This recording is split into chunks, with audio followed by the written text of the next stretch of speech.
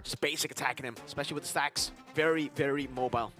So with that all said and done, Team Falcons going up against RRQ Hoshi for the second series of the game. Both teams, it's not exactly at stake or anything, but of course, when it comes down to Group B, it is very even throughout when it comes down to points. Is this going to be the first time that Team Falcons get a 2-0 victory as according to Mirko's predictions? Well, we're going to have to find out in the Land of Dawn. Let's see if the Sicilian works, and let's see if Kescute's words stay true today. RRQHoshi notoriously letting go of the Juicin because they think it's counterable. They can beat it. Now against Falcons, against the GOAT in the mid lane, Few on the Juicin. Well, RRQHoshi, if they said they are ready for this Juicin, they have a very good answer to a lot of the things Team Falcons want to do in that glue. Undefeated in the SPS Challenge Finals, 5-0. And yeah, I am still very worried about this glue as a Team Falcons guy. RRQ sits at Gen level 3 already. Now going for the lethal wand. Calteezy will follow through 2. Sanguine Claws should be Retribution committed, and it's won by Kyle TZ. Clinical Retry, Edok in control of the bush. Oh, cancel. That's what you have to look out for with a Badang. Again, I'm also really looking forward to seeing how Ogwen will handle what could be a very bad time for him if he can mitigate that. So far in the lane, in terms of trading the EP, Super Marco does have a bit of a difficult time against that Claude. Ogwen might get caught. Sanguine Claws dodged away from. Good maneuver from Ogwen. RRQ just going to get Sutsujin to level 4. Calteezy cuts it away. Rins walks away. Calteezy doesn't want to dive. Yeah, and good read by RRQHoshi. They could have actually stretched out and committed that kill onto Ogwen, but it looks like they were able to read the rotation of Kyle TZ and acknowledge the fact that he might just show up through the mid lane. He was close by, so good thing they backed off. And I also like how Kyle TZ decided to get it Rinse down a little bit low so that Few can somewhat equalize the lane flow. For both teams, very silent here. Glue in the bottom lane, gonna be bullied. Oh, wow. Back two! Stun from Sutsujin. FlapTZ now to shift more damage over to Sutsujin. Edok joining in the bottom lane now, trying to pin FlapTZ, but it will not work. Level 4 for both Few and Flap. Good setup. Sanguine Claws had a bad impact, but that's why the Brave Smite is the choice for Juicins. Ogwen charging in the bush, looking for Edok, knocks him up together with FlapTZ. Now, Infernal Pursuit to jump in onto Edok. Few gets away with the Crimson Beacon. Edok pinning them down to the wall, but it's FlapTZ on the Phobius flicker out. Rins, first blood, gets a bad impact in the back. Now FlapTZ mounted, slam, Sutsujin takes the kill, 2-0. RRQ, Calteezy invade. Now Sutsujin dashing away. It's another pin down from Edok. Dyron trying to get the immobilized. Calteezy too clean, and he gets away. Yeah, you see the sides, the little 1-2 step Calteezy kept doing around the glue. He was trying to determine where the slam was going to go, just so he wouldn't proc it, and then also be able to have a good target to be maximizing his dash. Ogwen goes in! Tyrant's Revenge and the Rage. Sutsujin now caught on the back. Oh, Retry still on point. Sutsujin now should fall. Gets a Soul Sever. Kyle doesn't get the last hit. Sutsujin escaping. Kyle finally dashing forward, finding the kill as Tyrant is caught against 3 members. Knocked up, thrown back, but this time, no escape for Dyron. Falcons equalize on the board. Throughout that time, Calteezy didn't use that electrifying beats. He trusted that they will be able to secure kills. They did it on Sutsujin, that they were able to do it on Dyron. Good bounce back by Team Falcons because initially RRQHoshi handled the previous trade. Edok is gonna get taken out. So they played basketball with Edok there. Bounce after bounce. And now RRQHoshi will have to reset and wait with Team Falcons able to chain together 2 victories after an initial RRQHoshi win. Things are still quiet up in the gold lane. No one wants to pull any attention there. They both want the gold laners to farm up relatively well. But now we're seeing what could have been a very problematic glue for Team Falcons. FlapTZ is actually handling things well and is becoming a nuisance for RRQHoshi. Yeah, this Phobius pick. We already kind of, mentioned it earlier when we saw the stats. Most banned by opponents.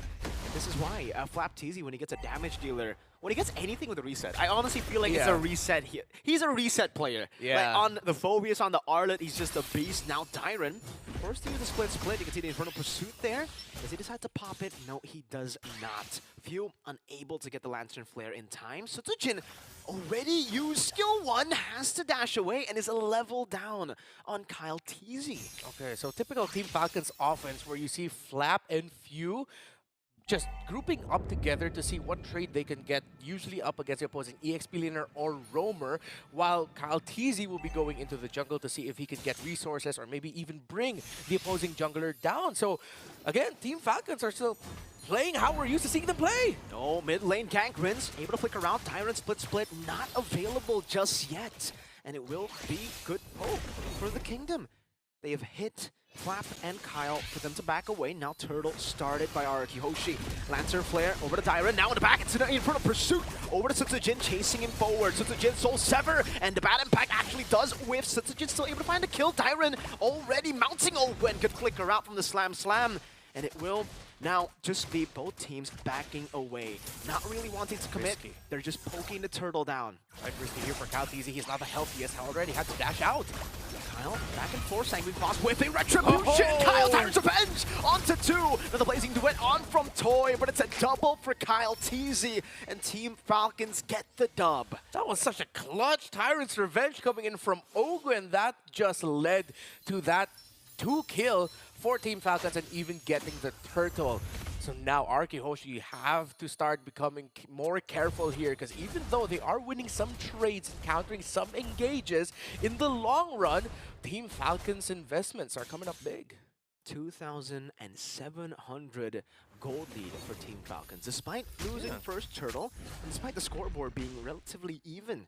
This goes to show you the individual leads here, from the pathing of Kyle TZ on the Joy to Super Marco getting that 700 gold lead against Toy in this losing matchup should be. Yeah, rushing the Radiant Armors were the two frontliners for Team Falcons, Ogwen and Flap TZ, so the damage of Rins isn't quite scary just yet, but it doesn't counter the burst of the bad impact. Kyle TZ will be able to get out of getting knocked back by Edok. Yeah, Edok already finishing up the Thunder belt, but I guess this is why we've been very vocal about not really liking the Badang in Rome, or at least not as much as XP. It's because without as many resources as you get as an XP laner, it's kind of hard to get to the power spike of tankiness and cooldown.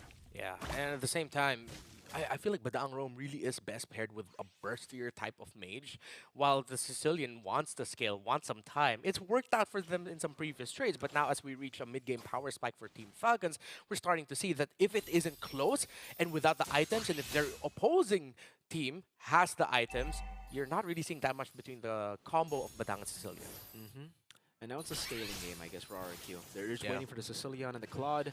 I think all the way from the drafts, we already expected RRQ to, play for Sicilian and Claude to scale up to the late game, but I don't think they expected to be behind this much at the 7-minute mark. And with their Tyrant's Revenge and the Rage, finding him long range into the other wall. Good Sanguine Claws to try to cancel it down. Tyrant split, chase down, gets away with 1 HP. The signature Dyron escape.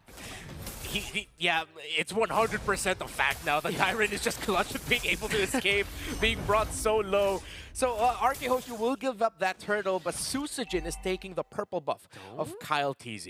Let's see, do they read it in time? Sutsujin recalling in the bush. They Oh, know- what charging Sutsujin gets away just in time, and RRQ will look for the trade. Yeah, at this point, mirroring and looking for plays around the cross map is the best thing, the only thing they can do. Yeah, you gotta appreciate also how rrqhoshi has been rotating this. Even though Team Falcons does have the lead, they're still getting resources somewhere for either Sutsujin or Toy. Toy is level 10, only 1 behind Super Marco. Super Marco is leading the farm, but by only around 1,000. No Revenge Rage, Edok forced to flicker out. Tyron caught in the bad spots. Last time pass away, gets knocked up with the Lantern Flare. This time okay, Infernal Pursuit, dunked on by Flap. No more 1 HP escapes. Well, I kind of feel like Dyron, maybe just in the back of his head, there's a little bit of a thought brewing. I can do it again at the same time. Oh, wait. Okay. A lot of poke on Fuel, forcing the Crimson Beacon. And again, for RRQ, I think it's just about saving the mid lane turret. It's stopping the mid lane turret from being taken so that Falcons don't have that much tempo on the map. Yeah, and it's always been the philosophy of Team Falcons that once that mid lane tower is down, all hell breaks loose for the opponents because Team Falcons will just make the most out of it. Ogwen goes in. Bouncing ball to stop Edok's dash. Good disengage from Rins. Gets the Sanguine Claws to stop whatever Falcons were planning there. And again for RRQ, grouping up back to mid, sending Toy to the side lanes to get gold and to get XP. And despite being behind earlier by 700 gold, I think he still managed to actually, equalize on the board here when it comes to gold. Let's take a look. No, it's still quite a big gold gap. Now it's even bigger, 1,200 from Marco. Yeah, and what hurts more is that Kyle TZ already has the Holy Crystal, so that's a big power spike already secured for that Joy. It's a 3-item Marco with the Claws, the Fury, and the Wind Talker, while we're still waiting on the third item to go to Staff for Toy. Turtle down already, all three. Now it's the Lord that spawns in the game. Open. Good zoning. Open walks out. Revenge and the Rage over onto Edok. Now they're jumping onto Rin's. Count teasing good Retribution. Blazing Duet from Toy. It goes to the flag. Something is deal damage, but Toy is still there. It's not enough to take Open just yet. He's forced for Dyron to jump in and now putting himself in a bad spot. He's going to get knocked up again. Fuse waiting for the mana he needs. Kyle! Electrifying beats inside of the turret up top. That's a double 4 for 0 and the Lord to Team Falcons. After a devastating amount of damage that Toy dealt to the wall with the Blazing Duet, they did not have the damage and they couldn't bring anyone low enough to threaten, while Kyle TZ comes in just in the nick of time with the electrifying beats. Oh, that was unfortunate. Toy, the Blazing Duet, it was not on anyone. Is this just me? It sort of felt like he tried to BMI into the pit, but somehow just ended up on the other side of the wall? Or did he misread that situation? I mean, I would love to see the replay on that. I would love to see where it went wrong. Because, again, for Falcons, a lot of them were at half HP. And again, for Ogwin, he would have died for sure. If it was for the Blazing Duet connecting, he lived with just a little bit of HP there to survive. RRQ, though, will be able to still keep the Holy Defense intact down below. They'll deal with the Lord. Still, Sicilian and Claude, pretty good wave. There you go! Getting the pin down on the 2 Super Marco. Caught still able to walk away. Ogwendo gets top of the Blazing Duet, and Rins picks up the kill. That's 2 for the Sicilian. Out of nowhere, Kyle will not decide to dive in this time, and that was a good punch back from RRQ. Damn, Edok, what a play. We did not foresee you coming out of nowhere. Conceal, committing the flicker to set that up to catch Ogwin and Super Marco off guard. Even Team Falcons were surprised. That gives RRQHoshi a little bit more room to work with. But now I see what you're talking about when it comes to Edok, man. Yeah. He's really damn good. You could say his fist was cracked. It definitely was. After the 3 deaths, after the early game, but I guess this is what we kind of expect for the Badang too, at least in the roam position. Wait, Edok? Okay.